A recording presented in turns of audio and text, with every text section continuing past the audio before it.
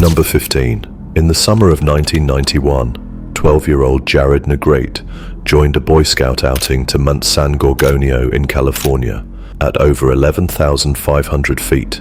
It's the tallest peak in Southern California. Jared was young but excited, hiking with a group under adult supervision. The group split into smaller teams during the ascent. Jared was last seen just below the summit. He was reportedly lagging behind and told to stay on the trail and wait for others to catch up. But when they returned, Jared was gone. Search crews were called in right away. Helicopters scanned the terrain, and volunteers began combing the area. The forest was steep and rugged, with rocky outcrops and thick brush, yet it wasn't the kind of environment someone could easily vanish in without some sign. After days of searching, something turned up, a single boot. It was Jared's, found not far from a ridge. Along with it were his backpack, trail mix, and a pair of torn eyeglasses. Not far from these items was his camera. The film inside the camera was developed. Most of the photos were simple shots of the mountain and surrounding terrain, blurry, uneven, likely taken during the hike. But one photo was unlike the others. It was a close-up of Jared's face, taken at a strange angle. His expression looked confused, maybe tired. There was no clear explanation for why he took the photo. Some have speculated that he was trying to document where he was or leave a trace in case someone found it later. Others think it might have been accidental, taken in a moment of panic or exhaustion. But that photo raised more questions than answers. Despite weeks of coordinated search efforts, no further trace of Jared was found. No footprints, no clothing, nothing. The area where his belongings were discovered had already been searched before, suggesting they might have been moved or somehow overlooked the first time. Jared's disappearance has remained unsolved for decades. His family never received closure. Even experienced search and rescue teams found the case unsettling. Everything about it felt off. A young boy on a supervised hike disappears within a short window of time. Some gear is found, but not the boy, and a single haunting image left behind, staring back at a mystery that hasn't moved since 1991. Number 14. In July of 2015, a family trip to Timber Creek Campground in Idaho took a turn no one could explain. 2-year-old Dior Kun Jr. had gone with his parents, his great-grandfather, and a friend of the family. The area was quiet, surrounded by trees, rivers, and mountains. It was meant to be a simple outing, not far from civilization. But within minutes, Dior was gone. His parents said they had only turned away for a moment. They thought the boy was with his grandfather, who believed the same in reverse. That moment of confusion became a lifetime of questions. The group searched the area, called out his name, and soon alerted the authorities. Search and rescue teams arrived quickly. Dogs, drones, helicopters, and dozens of volunteers joined in. The campground wasn't large. There weren't cliffs nearby, no fast rivers close enough to explain an accident, but nothing was found. No clothing, no toys, no trace of a toddler who had been right there moments before. One of the most unsettling parts of the case was how open the terrain was. With the search starting so soon after he vanished, something, anything, should have been found. Yet nothing turned up. The family gave statements, their timelines were examined, every version of events was picked apart, but the story didn't change. The group was small, the time frame even smaller. Still, law enforcement struggled to find a clear explanation. Theories floated around. Some suggested wild animals, but there were no signs of that. Others thought he wandered off, but there were no prints or signs that he'd gone anywhere, and there was no sound, no cry for help. As time passed, attention shifted toward the family. Investigators questioned them repeatedly, but nothing ever stuck. With no physical evidence and no eyewitnesses, the case sat in a strange place, active yet unmoving. The area was searched again months later with cadaver dogs. Still nothing. Not a single item that could explain where Dior went. Years later, the disappearance remains one of the most puzzling in recent history. Timber Creek is not a place known for crime or strange behavior, and yet it became the center of a case that still draws questions online and in law enforcement circles. Some people believe the answers are still close by. Others believe the truth may never surface. But all agree, what happened that day in the Idaho forest feels impossible. Number 13. Christopher Tomkins was just 20 years old when he vanished on a clear January morning in 2000. He worked for a surveying company in Ellerslie, Georgia. That day, he was out with a small crew, marking land along a rural stretch of road. They were spaced out along the edge of the woods, each person about 50 feet apart. It was routine work. Everyone was focused on the job, but at some point during the morning, Chris disappeared. One of his co-workers said he had spoken with Chris just minutes before. When he turned back to check again, Chris was gone. At first, they thought he had stepped into the woods for a break, but he never returned. They called out. They searched the area. When they found nothing, they reported it. Later that same day, one of Chris's boots was discovered near the road's edge, sitting oddly near a stretch of barbed wire. Nearby was a piece of blue fabric tangled in the fence. That fabric matched his work pants. What unsettled investigators was how sudden it all seemed. Chris didn't leave a note. He wasn't acting strange. There were no signs of a struggle, and no clear direction he could have gone.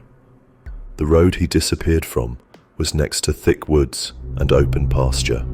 It wasn't an easy place to vanish without someone noticing, and yet, that's exactly what happened. A few months later, his other boot was discovered on the opposite side of the fence, along with some coins and part of a work tool. All items appeared to have been dropped or scattered. Authorities searched the area multiple times. Helicopters flew overhead.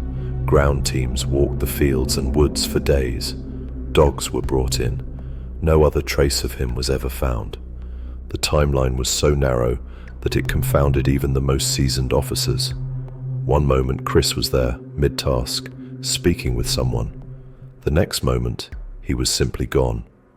There were no sounds, no warning, no movement caught by anyone in the line of sight. It didn't make sense. Today, the case still sits without resolution. Families in the area still talk about it. Some believe he may have been taken. Others say it was something stranger. But there's one part they all agree on.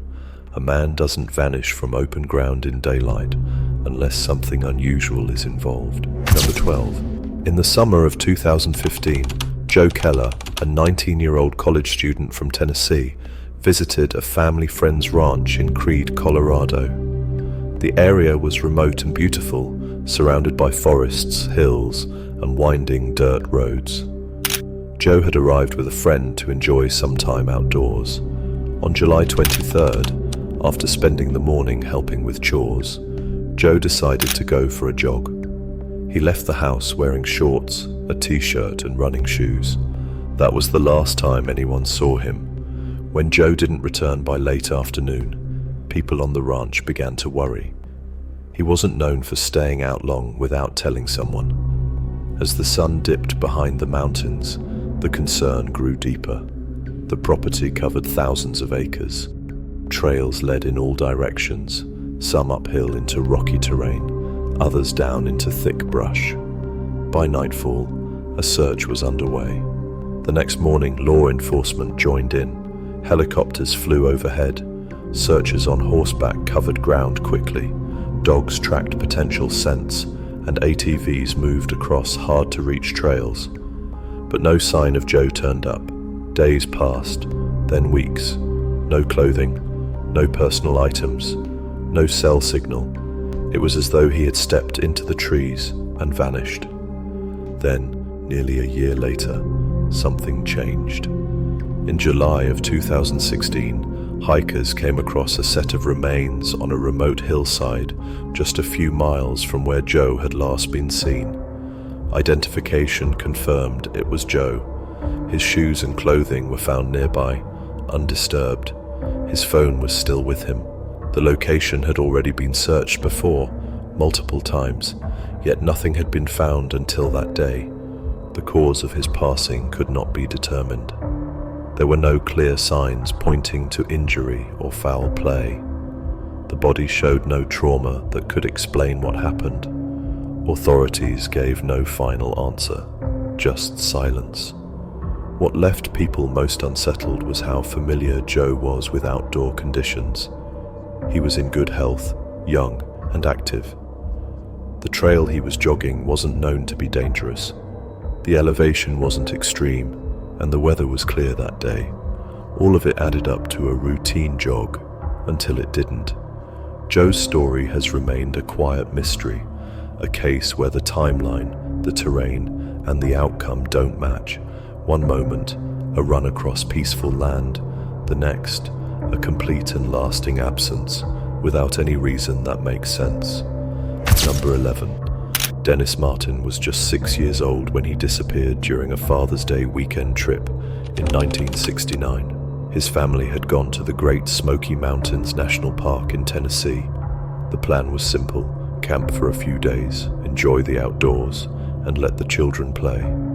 Dennis was with his father, grandfather, and older brother. That Saturday afternoon, they reached Spence Field, a wide open area bordered by thick forest. Another family with children was nearby, and the kids began to play together. They decided to surprise the adults by hiding and then jumping out. The other boys ran in one direction. Dennis went the other way, toward a tree line. He was never seen again. His father reacted immediately. Within minutes, he was sprinting through the woods, calling his name. Rangers were notified, and one of the largest searches in the park's history began. Hundreds of people joined in: rangers, military personnel, volunteers. Helicopters scanned the ridges, while teams on foot explored trails, creeks, and thick brush. But there was no trace of Dennis, not a piece of clothing, not a footprint. What disturbed many was how fast it happened. The adults were only a short distance away. The area was open and visibility was clear, yet Dennis vanished as if he had never been there. Even after days of searching, nothing was recovered that could explain it. Some believed he may have wandered deeper into the forest and gotten lost, but search dogs picked up no consistent trail. A few miles away from Spence Field, a strange report surfaced. A man and his son, hiking in the area, claimed to have heard a scream. When they looked up, they saw a figure darting through the woods, something upright, dark and fast. The description didn't match a child. The timing placed the sighting within hours of Dennis disappearing. Authorities noted the report, but found no proof to support it. Over time, people began to question if something else was involved. Wildlife experts said a bear or animal encounter was unlikely with no signs left behind. Park rangers had no answers. The terrain was difficult, but it wasn't enough to explain how a child could vanish in plain view. The case has never been closed. Dennis's family held on to hope for years. Today, the story remains one of the most unsettling in the national park's history. A moment of innocent play that ended without a trace. Number 10. Brandon Wade was 23 years old when he went missing in the Ozark National Forest in Arkansas. It was March of 2017, and he had been out hiking alone. Brandon was known for being calm and independent. He had hiked the area before. That morning, he sent a message to his wife. He said he might be a little lost, but he didn't seem worried. He still had cell signal, and his tone wasn't alarming. Later that day, though, the text stopped. When he didn't return, his family contacted local authorities. Search crews went out quickly. The terrain was steep in places, but not overly dangerous. Parts of the trail ran along rocky outcrops and crossed streams, but they weren't far from accessible roads. Searchers began with the last signal from his phone and worked outward.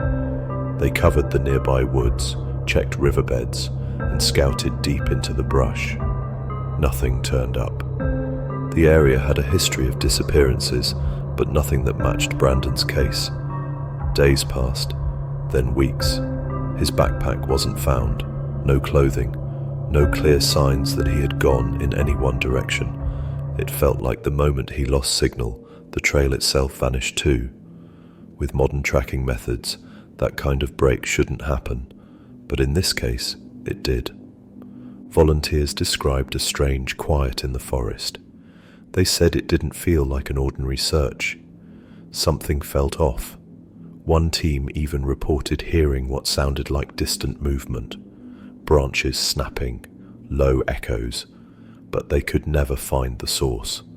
The story began to draw attention from people who followed other strange vanishings across national parks.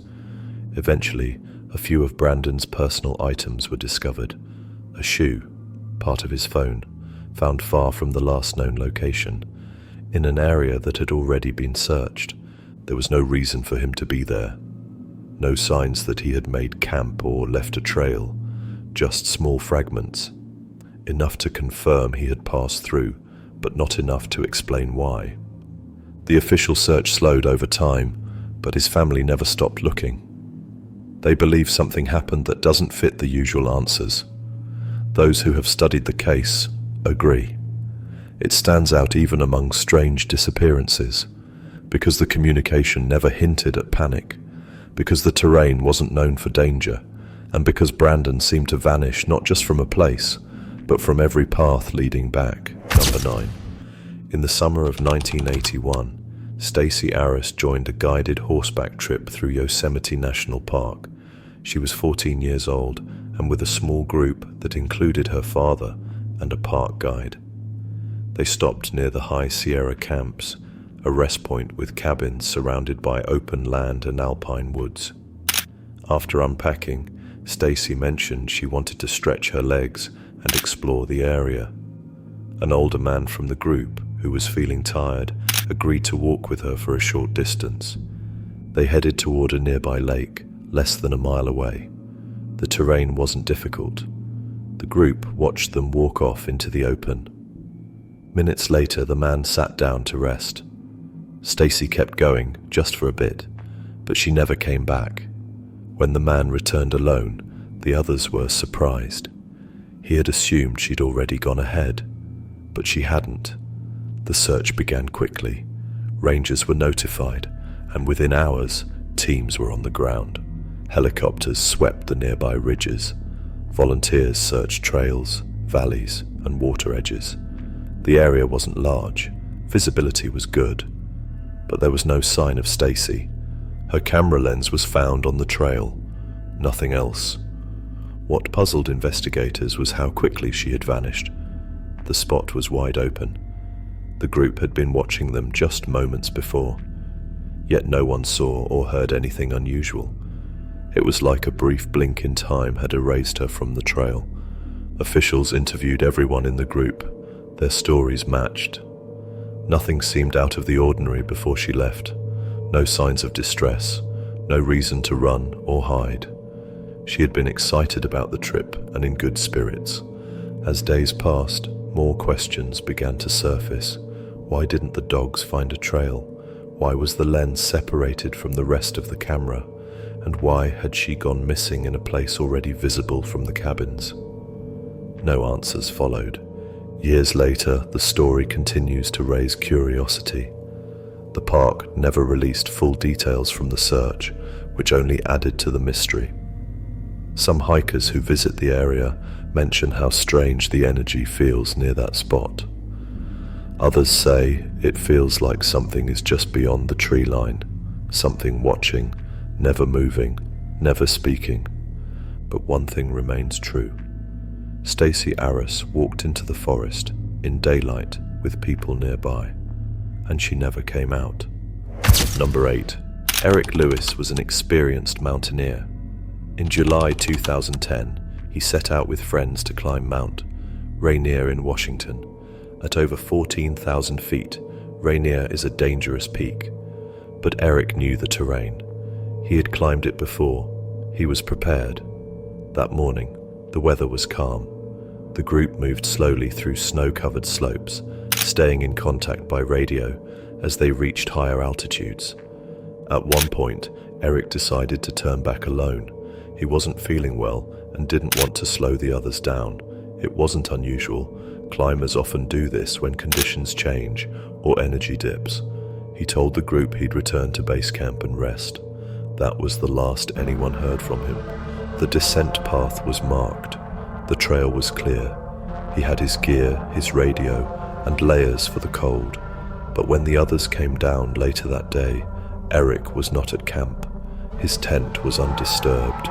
His belongings were still there. But he was gone. Search and rescue teams acted quickly. Helicopters scanned the glacier.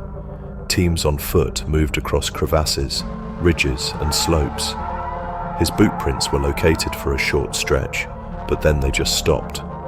There were no signs of a fall, no gear scattered, no distress signals, nothing to suggest what had happened between the moment he turned around and the time his footprints ended. The part that puzzled investigators the most was how deliberate it all seemed. The tracks didn't show panic or confusion. They moved in one direction and simply disappeared near a patch of untouched snow. From that point on, there was no evidence of movement in any direction. Eric's experience made the case even harder to grasp. He was cautious. He knew how to signal for help. He wouldn't have taken risks without reason, and the area wasn't experiencing dangerous weather that day. Still, he was never found. The climbing community followed the story closely. People couldn't explain how a skilled mountaineer could vanish in a place that had been mapped, searched, and scanned repeatedly. Some questioned whether he might have wandered off on purpose. Others believed he may have encountered something unexpected, something beyond the usual scope of mountain hazards.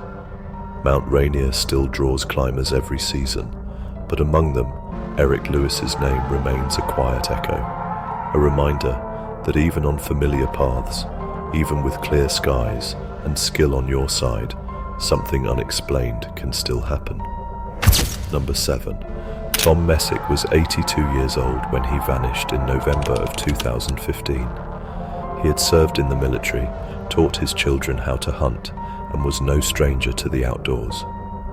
That day, he joined a group of friends for a hunting trip near Brant Lake in New York. The location was a wooded stretch of forest, quiet and remote, surrounded by thick brush and narrow trails. Tom wasn't moving far that morning. He had an injured knee and limited eyesight. So the plan was simple. He would take a stationary position near a clearing, while the others spread out to flush game in his direction. Each man knew his spot. Each had a radio. The group moved off. When they circled back to pick him up, Tom was no longer there. At first they assumed he had stepped into the woods for a moment, but there was no sound, no response to their calls. His radio stayed silent. The group began searching immediately. After several hours they contacted local authorities. What followed was one of the largest search efforts the area had ever seen. Hundreds of volunteers showed up. Helicopters flew low over the treetops. Dogs were brought in. Trails were retraced again and again, but there was no trace of Tom. His gun was never found. His gear didn't turn up. There were no signs of struggle, no pieces of clothing left behind. The terrain was dense, but not impossible to navigate, and given Tom's age and mobility, he couldn't have gone far. Search teams operated with that assumption, but it made no difference. Nothing turned up, not in the first week or the weeks that followed.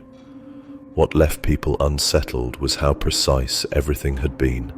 The group had years of experience. They knew the land.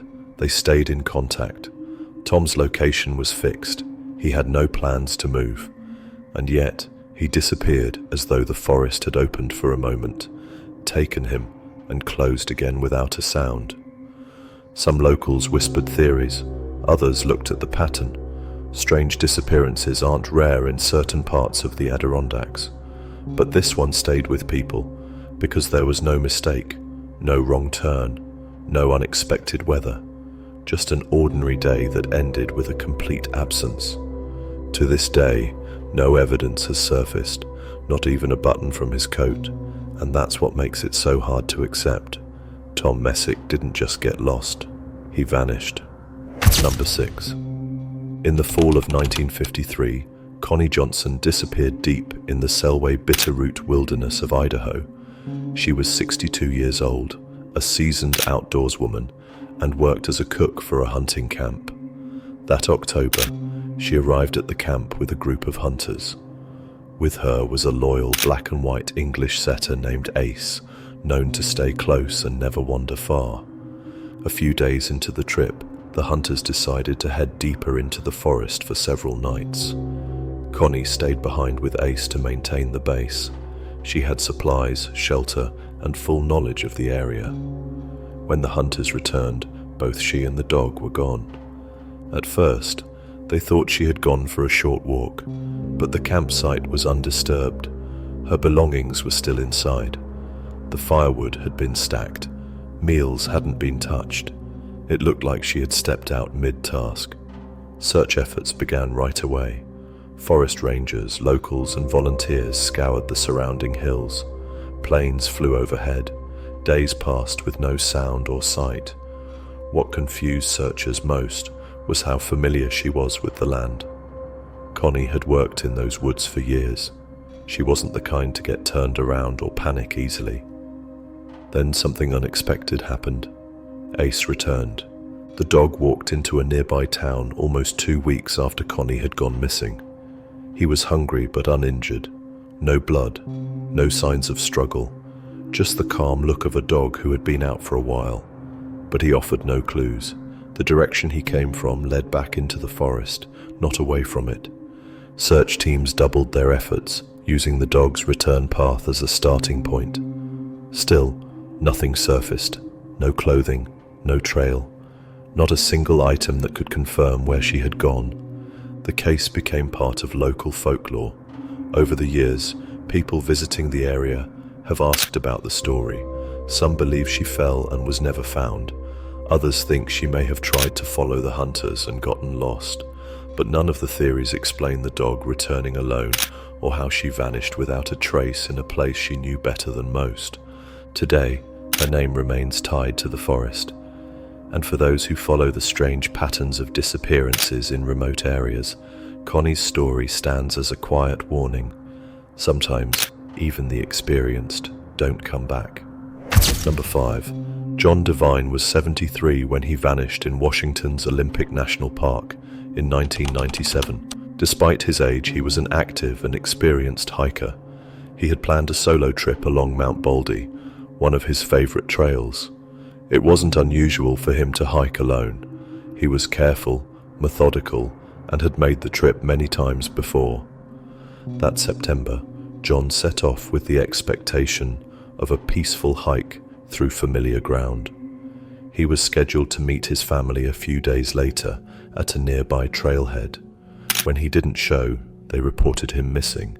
The park launched a search that would grow larger by the hour. Helicopters moved over dense treetops. Ground teams covered the winding trails and surrounding terrain. Dogs were brought in to track his scent. The conditions were tough. Rain came in fast. The brush was thick, but the area wasn't unfamiliar to John, and the route wasn't considered especially dangerous. A few days into the search, something tragic happened. One of the helicopters crashed during the operation. A rescuer lost his life, and several others were injured. The search was halted briefly, but resumed with urgency. Many believed John might still be alive and waiting for help. Yet despite the increased efforts, not a single piece of evidence surfaced. What made his disappearance so strange was how ordinary the circumstances were. He had no known health issues that could explain a collapse. He didn't veer off on unknown trails. He had told people exactly where he was going, and still nothing was found. No gear, no notes, no discarded supplies. One theory suggested he might have gotten turned around in the fog. Another claimed he had ventured off the trail and fallen somewhere hidden from view. But neither idea explained why not even one belonging turned up, not a backpack strap or a food wrapper. The entire disappearance felt clean, like something had removed him from the path entirely. After weeks of searching, officials called off the effort. His family was left without closure. Hikers in the area still speak his name. Some avoid that trail now. Others say the forest near Mount Baldy feels different, as if the silence there is holding something back. The case of John Devine remains open, not because of what was found, but because of what never was. Number 4. Carl Landers was 69 years old when he disappeared near Mount Shasta in 1999. He wasn't new to the mountains. In fact, he had climbed Shasta several times before. That May, he traveled with 2 close friends to make the trek once again. All 3 were fit, experienced, and prepared for the high-altitude climb. On the morning of their attempt, they started from the usual base point. Early into the hike, Carl began to lag behind. He told his friends he'd catch up and kept moving at his own pace. They were never far from each other and stayed in contact through short stops. At one rest point they turned around, and Carl was gone. At first they thought he had taken a side path or paused behind some rocks. The trail wasn't complex, visibility was decent, the weather was cold but manageable. But as minutes turned to hours, they began to realize something wasn't right. Search teams arrived quickly. The mountain was well known, with multiple paths and established landmarks. Helicopters swept over the snowfields. Crews checked every ridge, slope, and chute. Carl was wearing red clothing, which should have stood out, but nothing was seen from the air or on foot. Even more confusing was how little distance he could have covered. The section of trail where he vanished wasn't wide. There were no cliffs nearby, no deep crevasses to fall into without leaving a trace. Teams expected to find at least a piece of equipment, a walking stick, or a signal from a personal locator. But there was nothing. What followed was a deepening mystery. Carl wasn't the type to wander aimlessly. He was steady, cautious, and knew how to handle the altitude. His friends couldn't explain how someone could disappear from such a narrow stretch of trail while still in visual contact. It defied logic. Mount Shasta has long carried strange stories. From local legends to unusual sightings, the area has been surrounded by rumors. Some hikers believe there's something different about the air near the summit. Others describe a feeling of being watched, though no one can say by what. Carl Landers became part of those stories. His disappearance added another mark on the list of hikers who went up but never came down. And while most accept that mountains carry risk, this case felt like more than that, because the mountain gave no answer, not even a footprint. Number 3. Aaron Hedges went missing in September of 2014 during a hunting trip in Montana's Crazy Mountains. He was 38 years old, experienced in the outdoors, and knew the terrain well. The trip started with 2 friends, and they followed a familiar route. They carried their gear on horseback and had planned for a multi-day outing. Early into the trip, Aaron realized he'd forgotten part of his equipment. The group had already stored a cache of supplies at a second location from a past trip. It wasn't far, and Aaron decided to break off alone and retrieve what he needed. They stayed in contact by radio. Everything seemed fine at first, but after that decision, nothing followed the plan. His last communication was brief. He said he was heading toward the drop site. Later that day, he never arrived. His friends waited, then began to search. By nightfall, the authorities had been notified. Search teams began their work the next morning. The forest was steep in places, but the weather was calm. Aaron was fit, had knowledge of the area, and carried what he needed to survive. Days turned into weeks. At first, hope remained high. but no clear sign of Aaron was found. Then something unusual happened. His boots were discovered miles away from where he was last seen. Nearby, his backpack was found neatly placed under a tree. The contents were untouched. A short walk from that site, a thermos and some empty wrappers were located. It looked as if he had sat down for a break, but never stood up again. Months later, a rancher on the opposite side of the range found part of Aaron's remains, far beyond where anyone expected him to be. This new location wasn't on the way to the supply drop. It didn't match the route he was supposed to take. How he ended up there is still unknown. What unsettled investigators was how deliberate it all felt. His items weren't scattered, they were arranged almost gently. There were no signs of injury near the site, no damaged clothing, no evidence of a fall. It was as if he had simply stopped walking. Some say the Crazy Mountains live up to their name. They hold a long history of strange disappearances and unexplained sightings. Aaron's case became part of that history, not just because he vanished, but because the land returned only pieces and left the rest unanswered. Number 2. On a quiet Sunday in December of 1946, Paula Weldon left her college dorm room in Bennington, Vermont.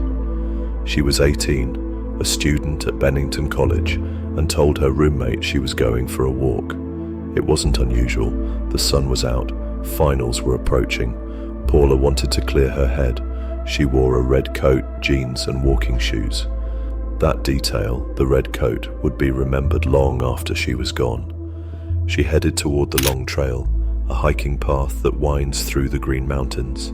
Several people reported seeing her along the way. A driver picked her up and dropped her near the trailhead. Others saw her walking, alone but relaxed. She was just minutes from the college by car, but once she reached the forest edge, she stepped out of sight. Paula never returned. When she didn't show up for classes the next day, her absence was reported. At first, her disappearance was treated lightly. Students sometimes went away for the weekend, but her belongings were untouched. She had taken no money. Her family was called. Concern turned into alarm. The search began quickly. Police, students, locals, all joined in. They covered the trails, fields, and riverbeds near the route she was last seen. Snow began falling, which made things harder. Dogs were brought in, but couldn't trace her scent. The trail offered no clues, no scarf, no torn fabric, not even a footprint that could be confirmed as hers. Her red coat should have stood out in the forest, even with snow on the ground. Yet no one found a trace. The trail where she vanished was well known, not too steep or dangerous. And she wasn't new to hiking. She had explored the area before. What made her case even stranger was how many people had seen her before she vanished, and how quickly she seemed to vanish afterward. Over the years, theories formed. Some believed she got lost. Others wondered if someone had followed her. A few suggested she had planned to disappear, but that theory didn't match the facts. Her items were still in her dorm. She left behind no explanation. Her life showed no signs of stress or change. Paula's case was never solved. It helped lead to the formation of the Vermont State Police, a force that didn't exist at the time. Her disappearance marked the beginning of a string of strange vanishings in the area now known as the Bennington Triangle. But long before that name existed, Paula Weldon simply walked into the woods and never walked out. Number 1. In October of 1992, Kenny Miller and his family traveled into the rugged wilderness of California's Sierra Nevada. They planned to spend the day outdoors near Pliocene Ridge, a remote area known for its steep slopes, deep woods, and twisting trails. Kenny was 12 years old. He had developmental challenges, but he was physically capable and often enjoyed the outdoors. That morning, he had been walking with his stepmother when he moved ahead on the trail. It wasn't far. She could still see him. Then, just like that, he was gone. At first, it seemed like he might have stepped off the trail, maybe following a sound or something that caught his attention. But the terrain in that area turns quickly from calm to dangerous. Loose rocks, sudden drop-offs, narrow paths lined with trees that block sound after only a few feet. The family searched for him immediately. They shouted, doubled back, checked every bend and fork, but he didn't respond. Panic set in fast. By the time authorities arrived, the temperature was dropping. The area was cold at night, even in early fall. Time was limited. Search and rescue crews began working across the nearby ridgelines. Helicopters scanned the dense canopy. Dogs tried to follow scent trails.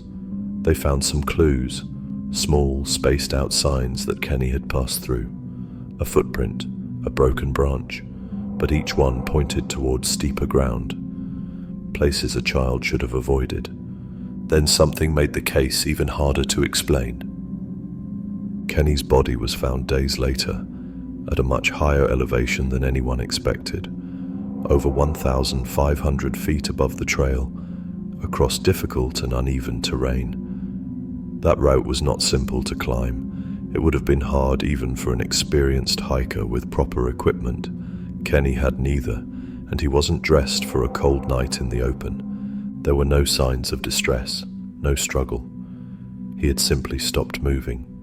It looked like he had just sat down and never stood back up. What continues to puzzle those who study the case is the distance and elevation. It didn't match his known capabilities.